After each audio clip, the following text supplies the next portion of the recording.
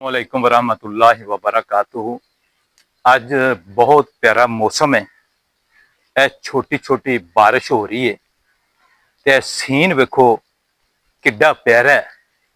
किड्डे सोहने पौधे ने ते फुल गुलाब दे खिले पै ने ते मैनू तां ये बहुत ही अच्छे पै लगदे ने।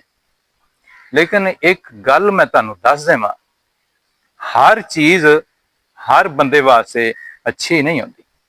कुछ खूबसूरत चीज़ां होंदियां ने, कुछ लोगों को बड़ियां अच्छियां लगदियां पई होंदियां ने ते कुछ लोग जिहड़े हुंदे ने उन्हां वास्ते वो उकताहट दा बायस होंदियां ने।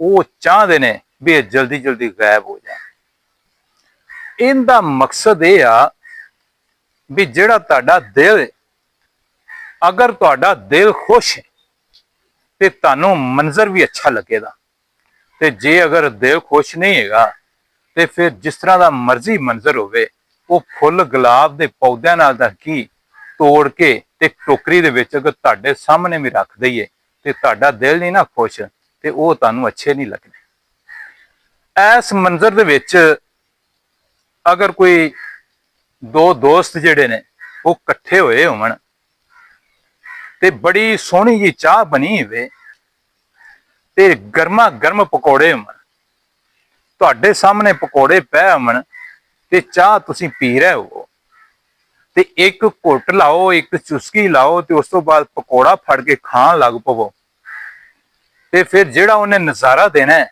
ये जदों किते तुसीं इस तरह करोगे ना, वो तुहानू खुद ब खुद ही अच्छा लगेगा। वो पकौड़े जिहड़े अपना स्वाद पै देन दे, चाह अपना स्वाद भी दे दी, तो वो जिहड़े अच्छे दोस्त ने वो अच्छियां अच्छियां गल्लां करके ते अपना स्वाद देन दे पै। ते मैनू तो वैसे बड़ा ही सोहना मंजर पे लगता है।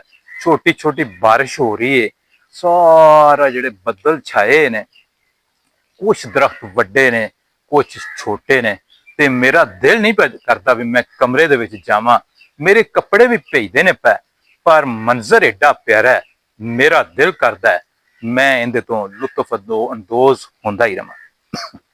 अगर एक गल तुहानू पसंद आई है, अगे लाजमी शेयर कर दिया जे, चैनल नू सबसक्राइब करके लाइक भी लाजमी करिया जे।